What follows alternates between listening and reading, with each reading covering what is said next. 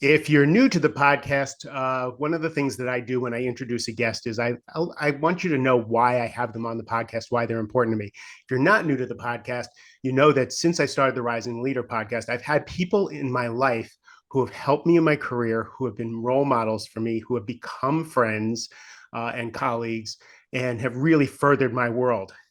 Today is like really, really, really special because I have Beth Perlman on the show.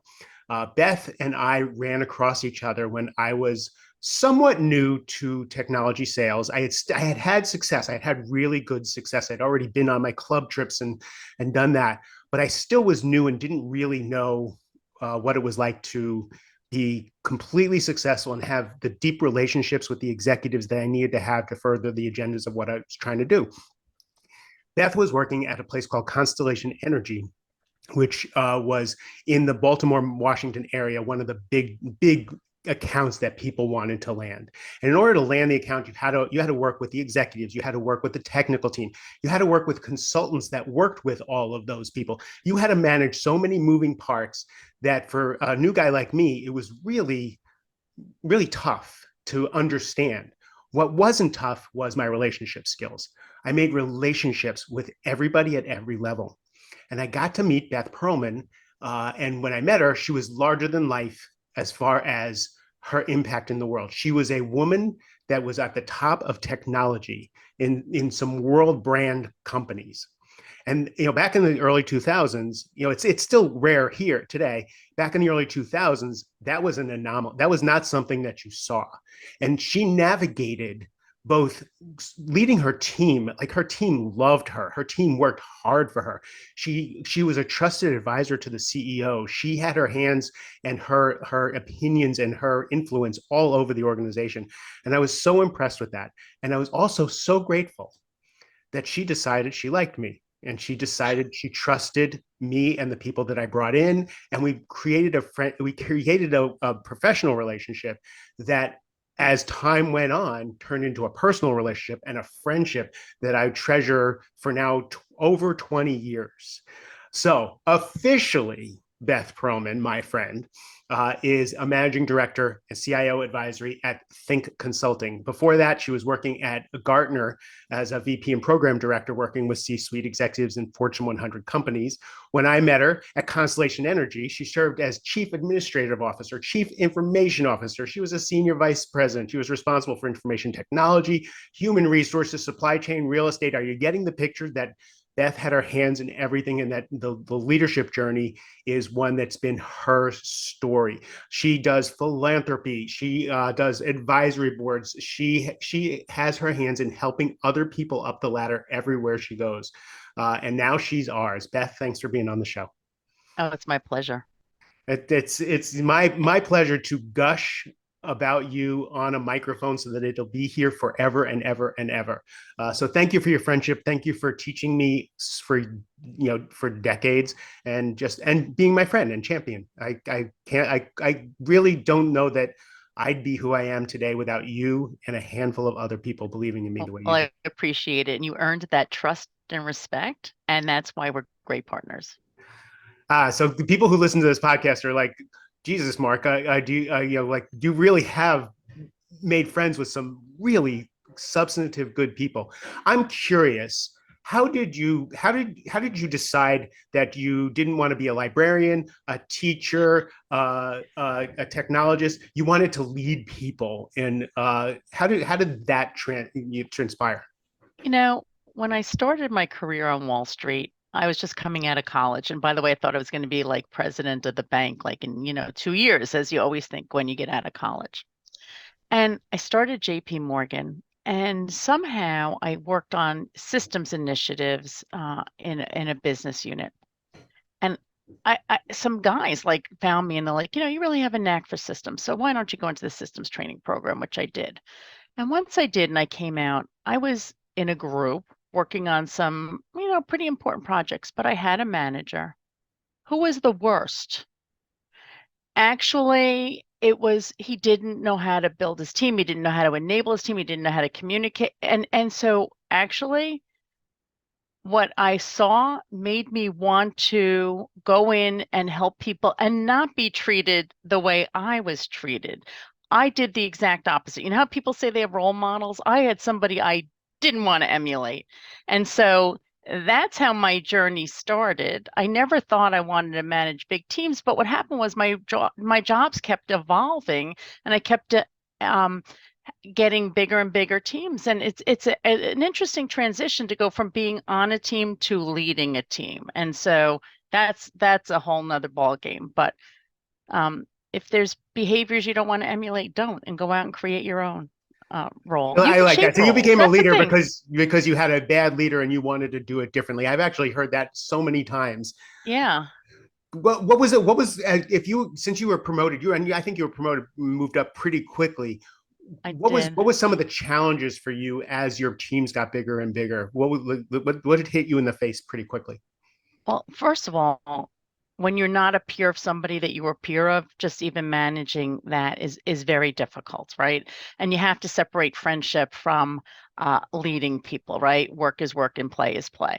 That was one of the things. The other thing is you have to change your language. You're not talking the same language. As you move up, you're talking to people that are business people. So especially coming from technology. If I talk technology, their eyes would glaze over and it would be, I'm not getting anywhere. I needed to talk in language that they understood. So, what were the business impacts of what I was doing? What did it mean to them, and how did it impact them?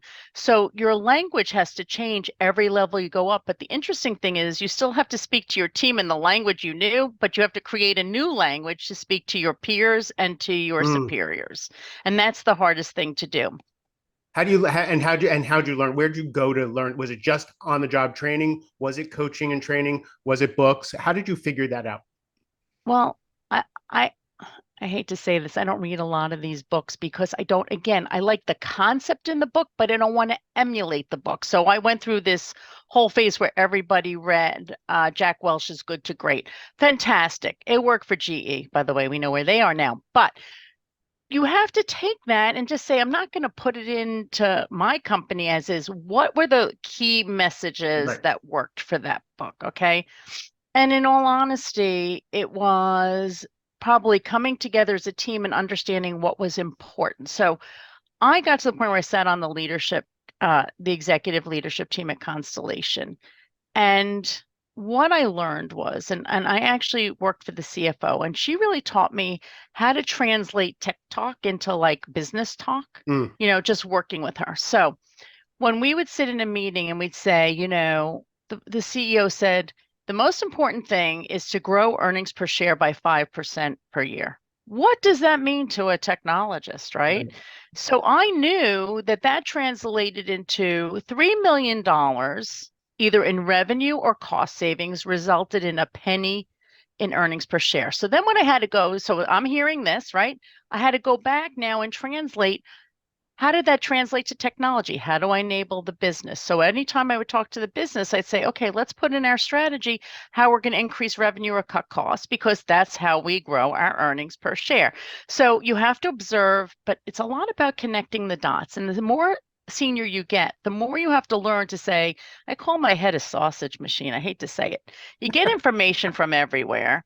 It's like putting the meat, you grind it, and then you get an output, which is easy to understand. So you have to assimilate a lot of information. You have to translate it then into the language. And it's really, I've had a lot, not everything's been a success. I've failed too. I've tried to get approval for things that people looked at me like, are you crazy? You're not talking my language, right? And I'd have to take a second pass and maybe even a third pass to get it done properly. So let me slow you But down you real keep quick going because back. what I love is that you took responsibility for your communication.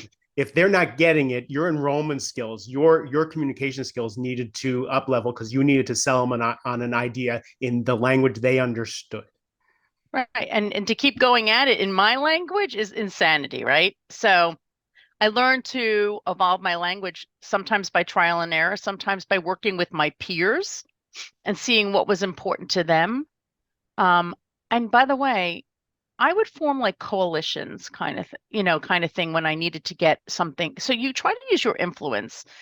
And it's easier to get concepts passed and discussed and elevated when you have your peers singing on the same sheet of music as well. So, you just don't go in with an idea like there's a lot fresh out of out of the gate. You really have to do a lot of building, I would say laterally before things even get elevated because you want people in your camp. So if you can convince them in their language, by the way, they have a different language than, let's say, even the most senior people because they care about something else. Mm-hmm. So you're building, um, I would say maybe even your coalition so that you can accomplish what you need to do. So the meeting before the meetings, and I call it stacking the deck. Is Yeah. I never wanted to walk into a sales conversation not knowing the answer to a lot of my questions, right? So that's brilliant. So as you moved up, these peer relationships became more and more important, didn't they? Yes, Tell me how. they So absolutely how do. did you learn? How did you learn to because you're competitive on one hand. You want your ideas. You want your influence. You want to be seen so you can move up, and get more responsibility Right. again. But you also want to support your team members at the same time. How did you Yeah. navigate both of those? So I can talk about a project I did, and it was absolutely the most controversial. And it sounds so simple now, but in 2002, when you wanted to standardize like all your compute environment, and you work with engineers that all they want is the flexibility and they understand the technology, you right away are in conflict. And my team went on a road show. So we had this road show that we wanted to talk about what we were trying to accomplish. And I got to one group and they were the squeakiest wheel ever. And most people run away from the squeaky wheel. I embraced the squeaky wheel because if I didn't tackle that group, they would have sabotaged everything. Right. So most people say, oh, the heck with the person that's making the noise. I'm going to go to the person that supports me. And I was very clear in undertaking initiative, it is not going to be smooth and life is not going to be rosy. And we're going to have to learn together, but it's a journey we have to take together. So I was able to Oh, convince hold on, hold on. people by I'm so sorry to interrupt you because that's one of the arguments I have with people all the time is it's a feature, not a bug, right? Like people, why does it have to be so hard? Why do I have to convince people of all these things that are good for them? Why do I have to? Because that's the job. That's what you're signed up for every your job single is more day. about influence than anything else, Beautiful. right? And you have to influence, and everybody's coming in with their own agenda. So you have to figure out what it is. Number one, they have a lot of fear. Address the fear. What Mm-hmm. are they afraid of? So in the case of engineers, they're afraid of losing control. Well, I basically said to them, I'm going to do this in the most controlled environment. If it doesn't work, we'll have a conversation and I'll start easing up on the controls, right? But just go with me on this journey. You're going to have to trust me. At this point, I didn't have a track record. So this was one of the first big initiatives I undertook, right out of the gate. Now, once you build credibility, it's easier to convince people because success breeds success. But that first big initiative you undertake is usually the hardest because trust me is not words that people like to hear, right? It's very hard to trust somebody. So everything is a negotiation, regardless of where you are. It's no different than negotiating a deal. You have two camps. They might want different things. How do you figure out how to come together?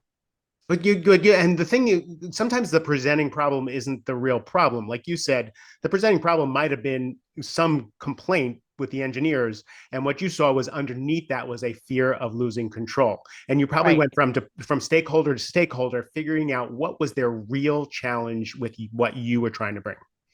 Right. And that's what you have to address. And that's what we did by a negotiation so that I was not going to stop them from doing their jobs.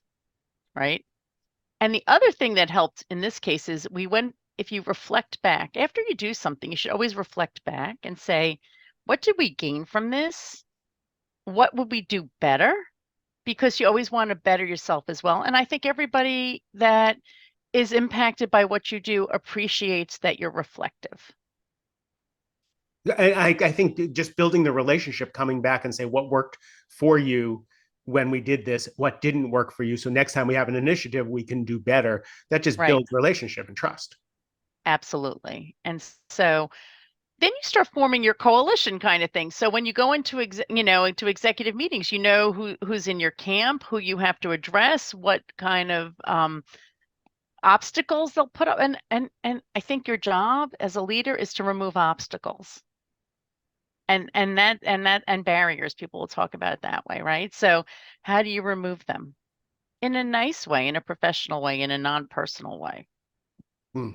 Talk about supporting your team members. Now you're in the C-suite, Right. and every decision is consequential. Everybody wants influence. Everybody wants resources. How did you foster relationships on that level For my team with your peers? and with my peers. Well, number one, the way I structured my organization, I was always available. So you shouldn't be this person that sits at your desk and not be available to talk to people. But I also paired up people on my executive team, my team, to even be aligned with businesses so that they always had somebody they can go to regardless of, it's not just about me. I mean, I needed people underneath me to also be able to represent, our team and represent what we want to do. And so there was a lot of alignment we had to do even just as a team. So it's too much pressure, just by the way, as a leader, to have everything rest on your shoulders. I couldn't make all the decisions. I couldn't do all the influencing. I needed everybody to be aligned so that as a team we could go out and do this. Yeah, and I've worked with leaders that part of the challenge has been getting them to allow other organizations to talk to their people, so they're not the bottleneck. Part of that is fear. It's such a tough thing for an ego to let go of that and let things happen without you. But What if did the you have? job gets, yeah, if the job gets too big, what are you going to do? Not sleep, not eat, not go to the bathroom? I mean, it's just, it's Some do. you have. Some and usually when I'm brought in, it's this person is so talented and so good, but they're not going to make it because they can't let go, right? I So used to tell my team, this is not the Beth show. And when we're in a meeting and we decide something, by the way, we might not all agree, but we came to a decision that we all could go out and communicate, right? And that we would be aligned because I didn't need my own team sabotaging whatever we were trying to accomplish. And I said to them, you can never use the words Beth said. You had to oh, believe so this good. because, yeah, this is not about me. Uh, I pay people well. You're paid for your brain, right? And part of it is the way I even operate. I'm a ask for forgiveness, not for permission person. Of course you are. So go do what you need to do. And if you messed up, okay, we'll fix it. Like try to minimize the business risk. That's really what it's all about. Do what you need to do, but try to minimize the business risk.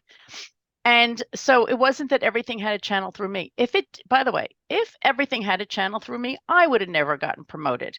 Because if you're not viewed as being able to step into the next level, and if you're being viewed as the only person that's holding your group together, you're never going to get promoted. And so holding information as sacred and close to the vest doesn't do anything for you in your career. It hurts you. Yeah, I have another question. The center of gravity of who your team is always a question, right? Is your team, like when you were CIO, was your team was your team the people that worked for you and that was a fiefdom, or was your center of gravity, your team was the C-suite and you were responsible for your people? How did you manage those roles? Because what you said was your people could never say Beth said. So when the C-suite makes a decision, you can't go back and say they decided this, even though I don't agree with it. You have to speak with one voice. Oh no, How'd you manage that? well, first of all, we had this no water cooler talk allowed. So I was Mm. like, you cannot go to the elevator and now start whispering. That is so hurtful to what we're trying to accomplish. And it was a safe place for us to have the conversations together. And you could disagree. That was allowed. You had permission. I had to give people permission to disagree. That was a very big thing too. Because if you come from an organization that has any hierarchical kind of um, you know, kind of background and especially people, if you work with military people that are used to working in a very structured, hierarchical kind of organization, we basically had to give a lot of people permission to challenge and question, and they were allowed to say no and, in other words, offer another solution. So not only did I even work with my direct team, but we took it down a level and spent a lot of time influencing the next level down. So, you create a culture that has to penetrate your organization. It's not about individuals. I believe in high performance teams because any one individual, I mean, we can't build ourselves around individuals, right? And Hmm. so you have to influence your team and all the way down, you have to influence out and you have to influence up. So moving up the ladder is not easy. Right. So let's talk about being a trusted advisor, because again, you do speak your mind, uh, I do. and I want to say this delicately. Most, some people are way more political, way more, uh, you know, I'm trying to think of the word I'm looking for, peace mind, like they want peace and they want, that kind of thing. And, so you're not afraid of conflict. You're not afraid of speaking your mind, but you're also smart. So you're not going to be a bull in a china closet. How did someone with a voice like yours become a trusted advisor, uh, to people who may have been, who are welcoming and feel good about themselves and have that confidence, and to also people who didn't have the confidence and were threatened by you? Like, how did you work with both of those types of people? Yeah. And believe me, people do feel threatened by me, although I like to think I'm a nice person. But anyway, um, you know, I have to first tell you that no matter how hard you try, there's always going to be somebody that doesn't like you. And I don't care, as my mother would say, if you stand on your head and spit wooden nickels, it's just not going to happen. And that was a hard lesson for me to learn. Um, doesn't mean you should not treat them any differently, but I think no matter what you do, you're never going to win them over. Okay, fine. You know, then the people that are in your camp, how do you become trusted is it's I hate to say it, it's one hand washes the other. You help them out on something, they help you out on something, right? And then you start working together and you build traction. So it's something that might take time, but it's also when you look like you're paired up and doing something alongside of the person rather than one group doing something to another group. In other words, even in technology, when we did a strategy, I wanted the business to build in their technology strategy into the business. So we spoke with a single voice. It wasn't us and them, it was we. And that way, they also bought into it's not like, what is IT doing to me? It is, what are we trying to accomplish together? Right. And so, again, I keep talking about this feeling of a coalition. There is working alongside of each other. So, I happened to have been in a department that people needed to be successful. And Mm-hmm. so it was really a matter, how do we work together? When I got into Constellation, there was an immediate conflict with the utility portion. They wanted to outsource everything, and I didn't want to because there was a benefit to the greater good. And that caused friction right away with the president of that department. Okay. And we never were aligned. Things changed when the president changed, right? But I didn't let up. I didn't change. It was actually probably much more painful than it should have been to work with that group, but I had to stick with it and I had my convictions. So, you have to also remember people change. So you have to learn to, stay in the game. If you're getting beaten up, don't retreat. Try to figure So out how do how you you say? stay And so engaged. how do you stay in the game? How do you stay in the game when you're getting beaten up? How do you healthily stay in the game when you're getting beaten up?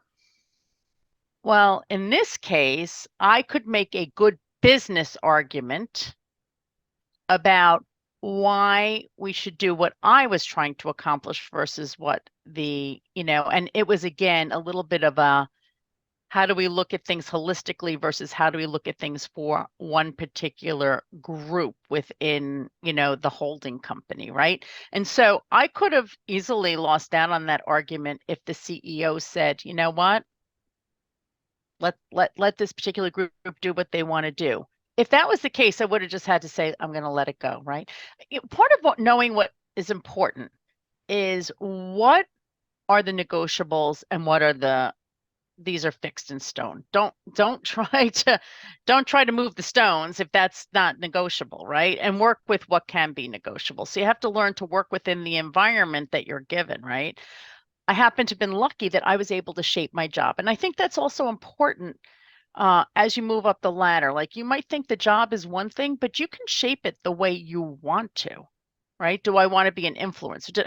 Look, I could have been a pure technologist Hmm. and just put my head down and worked on technology. But I was focused, and the only reason I was a CIO is because I was driven by how the business would improve or be enhanced by the use of technology. And that was the way I approached it. I was given the opportunity to shape that job because I was the first CIO. They had different heads of technology. So I was the first person that brought the group together. Had I not been able to shape that job, and I was told this job is a back office infrastructure, you're just going to focus on, making sure everything talks to one another, the data, I would have been like, that's not the job for me.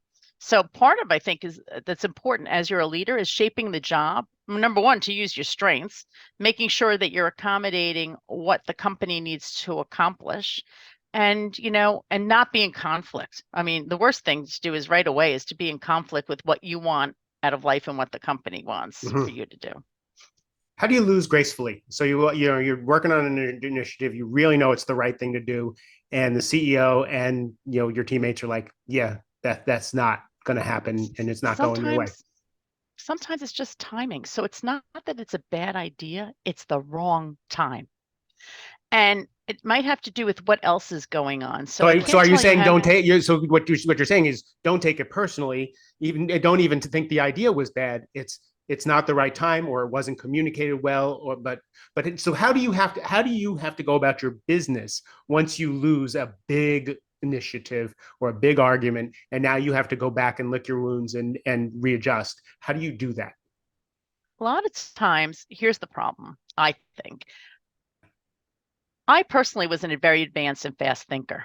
People don't think as fast as you do. So you have to remember, not everybody is your carbon copy. So people need time to digest, reflect, rethink, right? So I think you keep these things on slow burn, working in the background, and then give people time to process and get to your point of view. And I don't even care if it's your idea in the future, even though it was my idea. You can think all you want, but if we get what we want in the end, that's a win, right? Mm. So I don't. It's okay to lose. Everything's a learning experience for me. It could have been the timing was wrong. I didn't present it right. There's other things that are going on in the organization that I don't know about, right? There's too much change going on. There's a lot of initiatives. And so I would say don't lose hope. Could come up in a year or two, maybe never. If I felt confident enough to present it in the first place, that's sort of good enough for me, right? You would have been a great salesperson. One of the ways I know that you walked your talk is you took a chance on the technology I brought into the organization, and it was a big chance because it was a new technology, and we did well initially, and then we had a really bad hiccup, and I remember you were like, uh, "Shit happens." uh, how and you were like, how are you going to fix it? It was more how we addressed the hiccup than that we had a hiccup, and we had all hands on deck. We worked through it, we fixed it and everything, and that's what solidified the relationship. So you put your money where your mouth is. You took Shit a happens. right, and that was I that don't look was back. I look forward, right? Always look forward. Whatever happened, happened for a reason. Nothing's perfect. Again, I always say, how do you minimize the business risk? Stuff is always going to happen.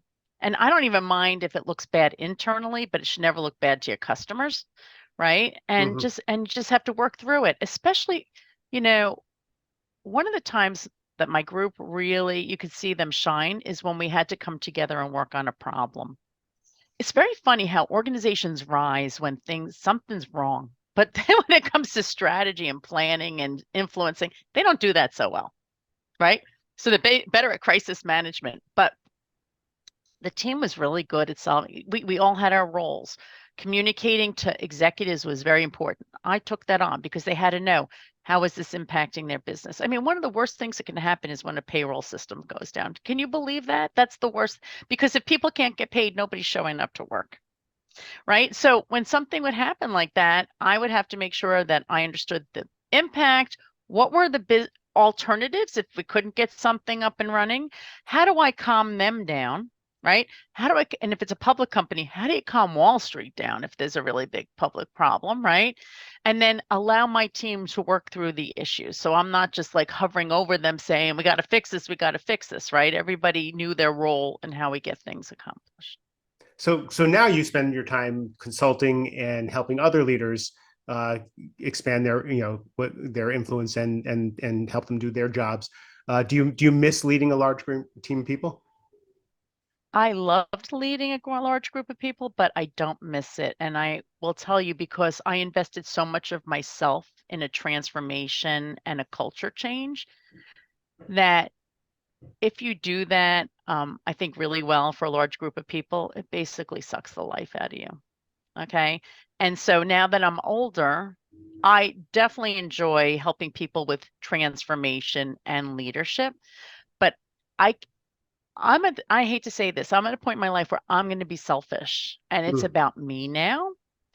And there's a lot about things about me personally, like I never could get into a personal relationship. I was never married when I was working, and now I am in a relationship with a great guy who by the way has the same problems I do, which is when he's in a job, he's all in, and we both are now having a great life together. But I couldn't enable that because I was investing so much in my team. mm. And I think as you get older and you get more confident in yourself, you now start investing in you and making yourself a priority. So I was never the priority when I was doing leading large groups of people. Sure, your travel schedule is as adventurous and attractive as anything I've ever heard. Mm. But you could never be selfish because you always have your hand in helping someone, some organization, somewhere. Your trips are often to places where you're helping people, so that's I, just who you are. I like seeing people achieve their full potential, right? Everybody has something in them to offer. How do we, and I think leaders spend so much time bashing people about what they don't do well rather than saying, how do I amplify what you do well? Nice. Nice. If people want to get more of Beth Perlman, where can they find you? We'll put LinkedIn What on the show I'm notes. on LinkedIn, and yeah, Mark, you can publish my email address. I'd be very happy to talk to anybody. Again, I love people achieving their potential. And Beth was on my friend Helen Appleby's the Unwritten Rules of Women's Leadership podcast. We're going to put the link there. So we talked specifically about leadership generically uh, in this conversation. She can talk about how that was for her as a woman in technology and in the C-suite back then. That was pretty great. Beth, thank you. This was a masterclass. I really appreciate you sharing your wisdom. Thank you, and thank you for having me. To everybody else, I appreciate your time and attention more than you know. I love you. Have a great rest of the day.